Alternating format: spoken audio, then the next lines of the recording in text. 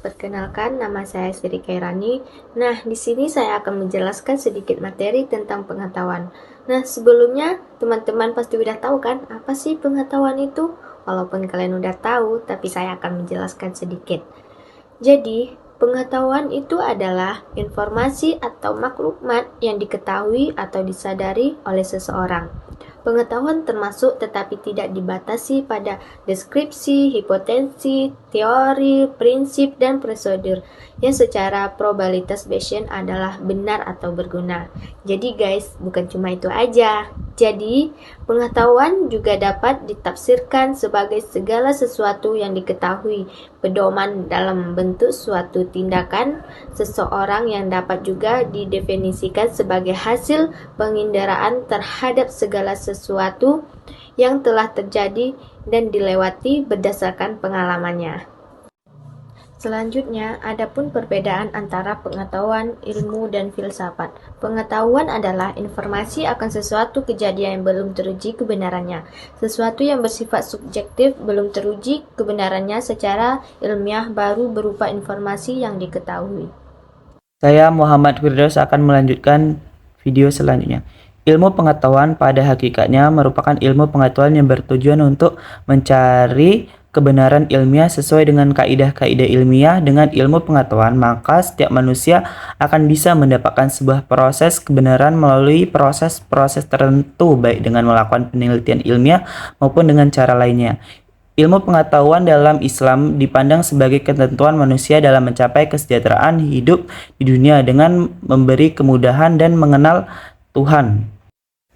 Oleh karena itu, Islam memandang bahwa ilmu pengetahuan merupakan bagian dari pelaksanaan kewajiban manusia sebagai makhluk Allah Subhanahu wa taala yang berakal. Islam adalah agama yang universal yang berlaku sepanjang zaman. Islam bukan hanya terbuka terhadap pembaharuan yang dilakukan ilmu pengetahuan, tetapi juga mendorong dipercaya kemajuan tersebut. Dengan demikian, ilmu penelitian ilmiah manusia dapat menyusun teori-teori merupakan deskripsi atau fenomena alam. Filsafat merupakan cabang ilmu filsafat yang lahir sekitar abad ke-19 atau menjelang abad ke-20. Perkembangan ilmu pengetahuan yang mencapai puncaknya pada abad ke-19 di masa Auguste Comte dan para penerusnya, yang cenderung menjadikan ukuran kebenaran ilmu pada tataran positif fisik, menjadikan ilmu pengetahuan yang semakin terlepas dari asumsi filsafatnya. Hal inilah yang mengilhami lahirnya filsafat, ilmu yang pada gilirannya mempunyai posisi yang amat urgent atau penting. Dalam ilmu pengetahuan, urgensi filsafat ilmu dapat dilihat dari peranannya sebagai mitra dialog yang karakteristik pada perkembangan ilmu pengetahuan. Filsafat ilmu juga mencoba memperkenalkan diskursus ilmu pengetahuan secara utuh, integral, integratif. Filsafat ilmu juga menegaskan nilai moral psikologis bagi perkembangan ilmu pengetahuan dan masih banyak lainnya. Pada intinya, ilmu filsafat berbagi di tengah-tengah cabang pengetahuan sebagai pengontrol dan pengarah bagi penerapannya. Filsafat pendidikan Islam memiliki corak yang khas dan unik. Hal ini terletak pada karakter fondasional dan substansial dari ketiga terminologi yang termuat di dalam konsep itu sendiri, yaitu filsafat, pendidikan, dan Islam. Yang pertama yaitu bersifat tentang komplematif, relaktif. Yang kedua itu bersifat tentang paraktif, paramaktif. Dan yang ketiga itu bersifat tentang dekotrinair atau akatrin klep. Oleh karena itu, dalam merumuskan filsafat pendidikan Islam diperlukan analisis yang pemikirannya rasional, yang cermat, yang menghasilkan suatu gagasan ideal yang mungkin diaplikasikan dalam kegiatan atau suatu perumusan filsafat. Baiklah, selanjutnya saya akan menjelaskan tentang metode ilmiah. Metode ilmiah adalah suatu prosedur atau tata cara sistematis yang dilakukan untuk memecahkan masalah-masalah yang dihadapi. Metode ilmiah ini melibatkan pengamatan dan pengukuran yang cermat, pelaksanaan eksperimen, pengujian, dan juga modifikasi hipotesis. Adapun langkah-langkah yang dibutuhkan dalam metode ilmiah yaitu yang pertama merumuskan masalah, yang kedua menyusun hipotesis, yang ketiga menentukan variabel penelitian, yang keempat menetapkan langkah kerja, yang kelima mengumpulkan data hasil penelitian, yang keenam mengolah dan menganalisis data, lalu membuat kesimpulan, dan yang terakhir dapat mempublikasikan hasil. Berikutnya adapun hal-hal yang penting diinformasikan dalam suatu kegiatan metode ilmiah, yaitu yang pertama bagaimana cara mengamati, lalu cara mengungkapkan pertanyaan, mengumpulkan data percobaan, bagaimana cara mengolah data yang telah dikumpulkan, lalu bagaimana cara membuat laporan dan mengkomunikasikannya. Berikutnya adalah struktur pengetahuan ilmiah. Struktur pengetahuan ilmiah adalah seperangkat pertanyaan kunci dan metode penelitian yang akan membantu memperoleh jawabannya, serta berbagai fakta, konsep generalisasi, dan teori yang memiliki karakteristik yang khas yang akan membawa kita untuk memahami ide-ide pokok dari suatu ilmu yang bersangkutan. Struktur pengetahuan ilmiah mencakup satu objek sebenarnya, A. Objek material, yaitu berisikan ide abstrak, benda fisik, dan jasad hidup. B. Objek formal, yang berisikan pusat perhatian dalam penelaahan ilmuwan terhadap fenomena. 2. Bentuk pernyataan. A. Deskripsi, yaitu memberikan pengertian mengenai bentuk susunan. B. Preskripsi, yaitu memberikan petunjuk atau ketentuan. C. Eksposisi pola, yang merangkup pernyataan.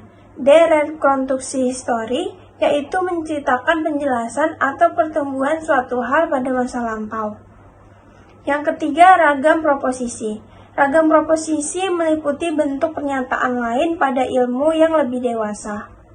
4. Ciri pokok adalah ilmu bersumber pada pemikiran rasional. Yang terakhir adalah pembagian sistematis, yaitu seperti sejarah filsafat ilmu, ilmu biologi, ilmu bumi, ataupun kedokteran. Menurut Roland Friedman, klasifikasi atau pengelompokan ialah suatu organisasi yang terdiri dari dua atau lebih individu yang tergantung oleh ikatan-ikatan suatu sistem ukuran kelakuan yang diterima dan disetujui oleh semua anggotanya. Menurut Park dan Burgess, klasifikasi adalah sekumpulan orang yang memiliki kegiatan yang konsisten. Dan dari pengertian di atas, ada beberapa ahli yang mengenai klasifikasi atau pengelompokan dapat disimpulkan bahwa sebagai klasifikasi atau pengelompokan terbentuk dari dua orang atau lebih yang memiliki keinginan atau tujuan yang sama untuk dapat memenuhi atau mewujudkan tujuan yang sama. Pengertian dari ilmu pengetahuan alam adalah ilmu yang mempelajari zat yang membentuk alam semesta, sedangkan ilmu hayat mempelajari tentang makhluk hidup di dalamnya. Pengertian ilmu pengetahuan sosial, ilmu yang mempelajari tentang cabang-cabang ilmu sosiologis, sejarah, geografis, ekonomis, politik, antropologi, filsafat, psikologi, sosial. Dan dapat disimpulkan bahwa klasifikasi IPA dan IPS adalah anak jurusan IPA terlatih menganalisis di bidang ilmu, pasti seperti fisika, matematika, biologi, atau kimia. Sementara itu, anak jurusan IPS lebih mahir menganalisis dari sudut pandang sosial kemasyarakatan dengan berkat ilmu-ilmu yang dipelajarinya seperti sosiologis atau ekonomi. Klasifikasi hubungan atau pengelompokan agama Islam dengan ilmu sosial dan ilmu alam. Dalam keadaan demikian, kita saat ini sudah sangat mendesak untuk memiliki ilmu pengetahuan sosial yang mampu membebaskan manusia dari problema tersebut. Ilmu pengetahuan sosial yang dimaksud adalah ilmu pengetahuan yang digali dari nilai-nilai agama. Dan jika dibandingkan Islam terhadap urusan muamalah yang lebih besar daripada urusan ibadah, Islam lebih banyak memperhatikan aspek kehidupan sosial daripada aspek kehidupan ritual. Ilmu alam ialah suatu bukti yang nyata tentang keagungan Allah SWT. Dengan menerapkan pembelajaran ilmu pengetahuan alam di sekolah umum berbasis impak diharapkan akan tertanam suatu sikap percaya, mengimani, dan takwa kepada Allah SWT. Islam sebagai kantor normatif dapat dijadikan perspektif baru bagi para pendidik dan dapat bertanggung jawab kepada moral dan akhlak. Bahasa dan sastra Indonesia adalah sebuah disiplin ilmu yang tergolong dalam ilmu-ilmu filsafat karena bercocok dengan pemikiran, logika, sistematika, etika, dan estetika. Termasuk pula dalam sosial humaniora karena bahasa sebagai sarana bersosialisasi dalam fungsi komunikasi dan sastra, mengacu pada nilai-nilai estetika dan kemanusiaan. Apabila dikaitkan dengan sebuah jenis pekerjaan, diperlukan sebuah revolusi literasi yang terkait dengan, yaitu melalui transdisiplin memasuki era postmodern dan kebangkitan teknologi informasi. Diperlukan kecakapan dan kreativitas tinggi untuk memanfaatkannya. Dalam revolusi industri 4.0, perlu sebuah transformasi pengetahuan dan keterampilan berbahasa dan bersastra Indonesia dalam kemajuan teknologi dan khususnya basis teknologi komunikasi dan menghadapi tantangan sosial 5.0 yang kembali pada basis sumbernya insani dalam menghadapi dan mengendalikan teknologi yang semakin mengarah kepada dehumanisasi.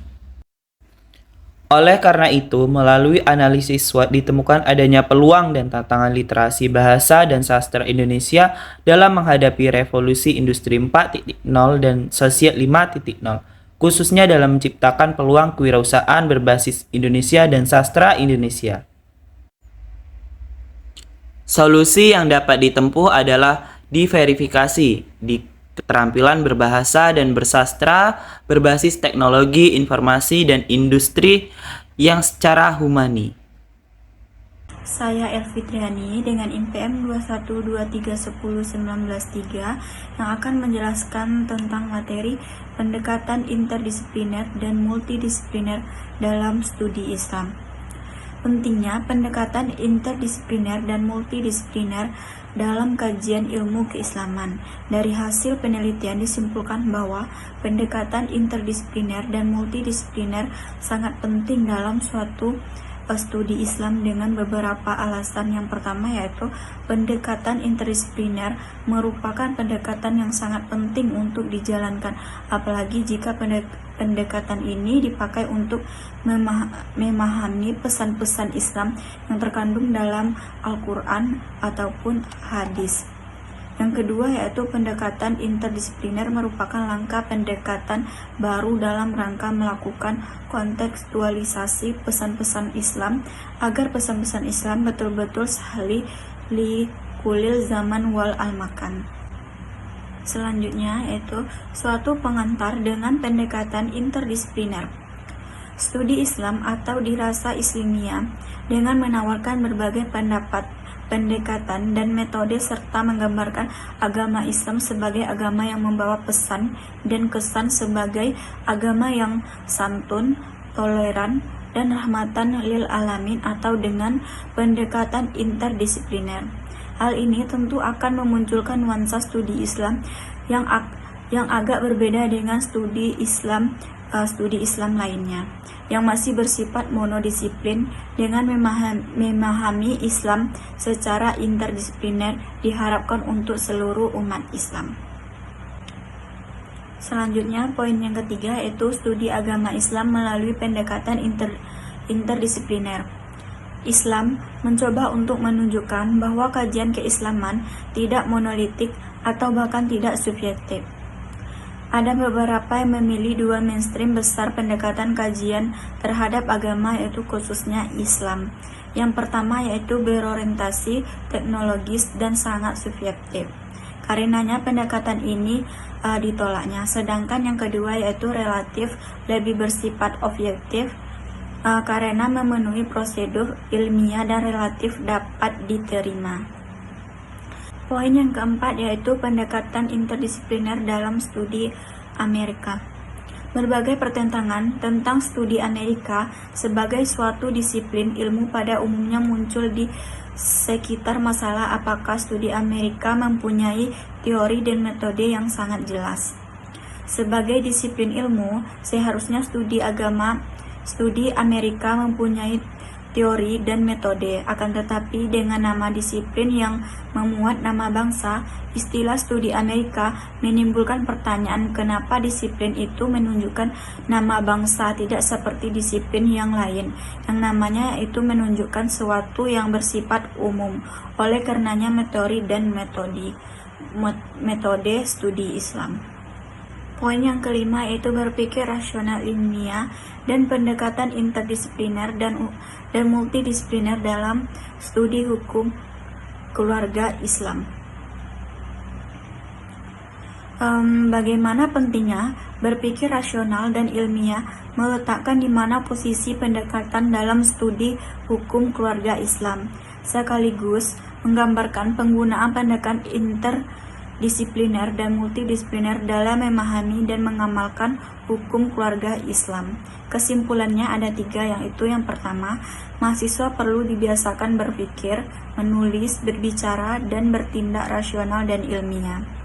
Proses pembiasaannya dapat dilakukan secara terintegrasi dengan seluruh mata kuliah. Yang kedua yaitu perlu pemahaman yang baik dan komprehensif bagaimana posisi pendekatan dalam studi hukum keluarga Islam, baik dalam kaitannya dengan pembiasaan berpikir, menulis, berbicara, dan bertindak rasional dan ilmiah, maupun dalam upaya integrasi atau